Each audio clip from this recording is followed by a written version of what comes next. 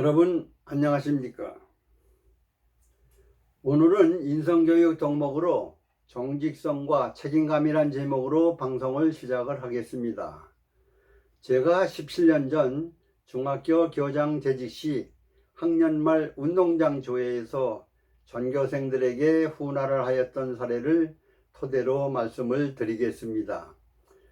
학생들에게 훈화했던 내용을 두 번째로 방송하는 이유는 나라를 이끌고 있는 정치인, 법조인 및 고위공직자분들이 돈과 권력에 얽힌 뉴스가 끝이질 않고 계속 만연하고 있는 상황입니다. 그래서 고위층 분들이 학교 다닐 때 선생님 말씀 잘 듣는 모범생으로 공부도 잘해 나라를 이끄는 고위층에까지 와 있으나 이분들이 국민과 나라에 풍기는 말과 행동들은 선생님들이 가르친 정서나 국민 정서에 전혀 맞지 않는 것 같아서 정치권과 고위공직자 분들이 학교 다닐 때 선생님들의 말씀을 다시금 상기해 보라는 뜻으로 두 번째로 방송을 하게 되었습니다. 다음은 제가 실제로 학생들에게 훈화하였던 내용입니다. 학생 여러분 안녕하십니까? 작년 3월 입학식과 더불어 새 출발하는 시업식을 한 지 엊그제 같은데 어느덧 1년이 지나 학년 말 봄방학을 앞에 두고 있습니다. 지난 학년을 되돌아보면서 마무리를 잘함과 동시에 새학년 새학기를 위해 계획을 잘 세워야 할 때입니다. 이제 3학년 학생들은 졸업식을 마치면 정든 학교를 떠나 고등학교로 진학을 하게 됩니다. 그리고 2학년은 3학년으로, 1학년은 2학년으로 한 학년씩 진급을 하게 됩니다. 진학이나 진급은 곧 내가 해야 할 일이 더 많아지는 것을 뜻합니다. 공부도 더 많이 해야 합니다. 성공한 사람들의 한 가지 공통적인 특징이 있습니다. 정직하고 성실하면서 자신이 한 일에 대해서는 책임을 질 줄 아는 사람입니다. 일본의 수상을 지낸 다나카 씨는 학력이 초등학교밖에 나오지를 않았습니다. 그렇지만 책임감 있고 정직하고 성실하여 국회의원을 거쳐 장관 수상까지 한 사람입니다. 다나카 씨가 국회의원 시절 능력을 인정받아 대장성 장관으로 임명되었는데 명문대 출신 부하 직원들이 다나카 씨를 임명한 데에 불만을 드러냈습니다. 다나카 장관은 취임사에서 나는 초등학교밖에 나오지를 못했고 여러분들은 인류대학을 나온 엘리트들이니 대장성 일은 여러분들이 하십시오. 나는 책임만 지겠습니다. 라고 말을 했습니다.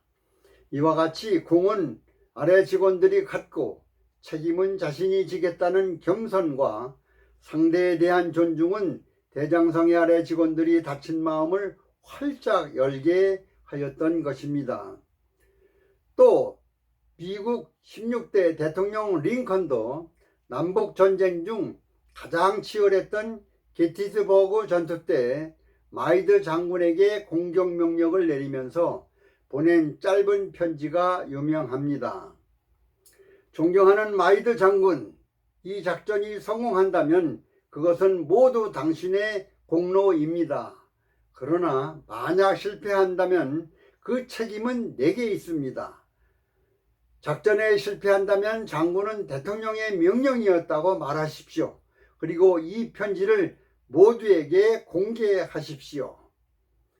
이와 같이 책임은 자신이 지고 영광은 부하에게 돌리는 지도자의 신뢰는 그의 정직한 마음과 책임감에서 나오는 도덕적 진실성인 것입니다. 링컨 대통령의 모습에서 리더십의 표본을 발견하게 됩니다. 링컨은 어릴 때부터 정직하고 책임감도 있고 성실한 사람이었기에 모든 사람이 믿고 존경하였습니다. 링컨은 대통령에 당선되자 문제가 되었던 노예를 해방시켰습니다. 그리고 노예 해방이 원인이 되어 남북 전쟁이 일어났지만 5년 후 링컨의 북군이 이겨 미국을 통일하게 되었습니다. 우리는 링컨의 이야기에서 어릴 때부터 정직하고 책임감 있으며 성실하게 살아왔던 링컨의 참된 삶의 정신을 배울 수 있습니다. 사랑하는 우리 개원중학교 학생 여러분, 어린 시절부터 책임감 있고 정직하고 성실했던 링컨은 노예를 해방시켰고 두 동강이가 날 뻔한 미국을 통일시켰다는 역사적 사실을 기억해야 합니다. 우리 개원중학교 학생 여러분도 공부를 열심히 하고 또 성실하고 책임감 있게 행동하는 습관을 길러 나라의 큰 기둥은 물론 세계적인 큰 지도자로 성장해 주기를 바랍니다. 이상은 제가 실제로 운동장 조회 시 훈화를 했던 내용입니다. 요즘에 와서는 이 내용을 학생들이 아니라 정치권과 법조인 및 고위공직자 등 지도층 인사들이 꼭 들어야 할 내용이라고 생각하여 옛날 자료를 찾아 다시 훈화를 해보니 감회가 깊습니다. 당시 한 반에 학생 수가 60명일 때이고 전교생이 2,000명이 넘는 시절이지만 운동장 조회도 잘 되었습니다. 이때는 학생들을 대면해서 교육할 수 있는 유일한 학교장 훈화 시간이라 좋은 훈화를 매번 하려고 자료를 찾는데 노력을 많이 했었습니다. 그리고 한 달에 한 번 정도는 학부모님들을 학교로 모셔서 제가 직접 연수를 병행하였었습니다.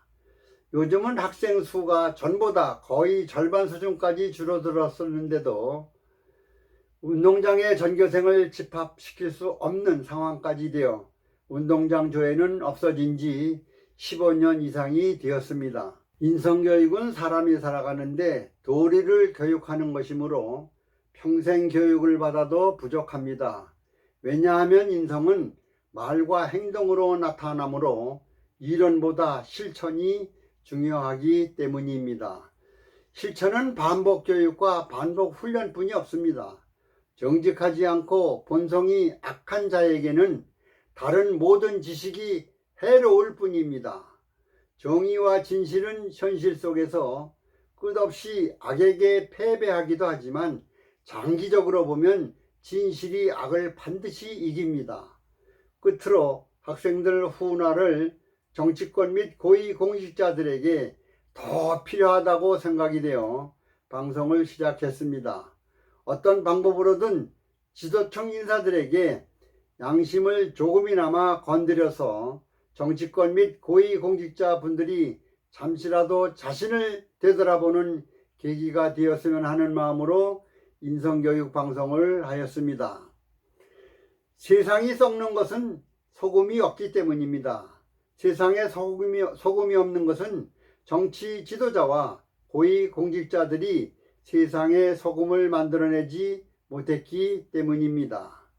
오늘 방송은 여기서 마치겠습니다. 끝까지 시청해 주셔서 대단히 감사합니다.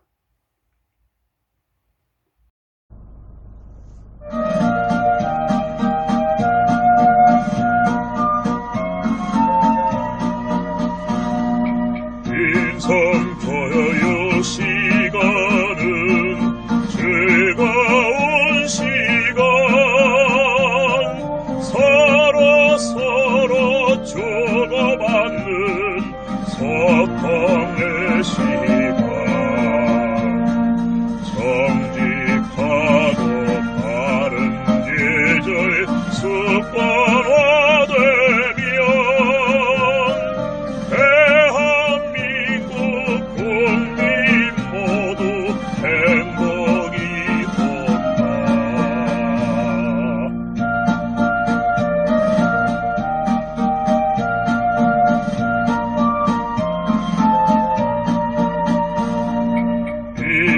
인사하고 칭찬은 감사한 시간, 서로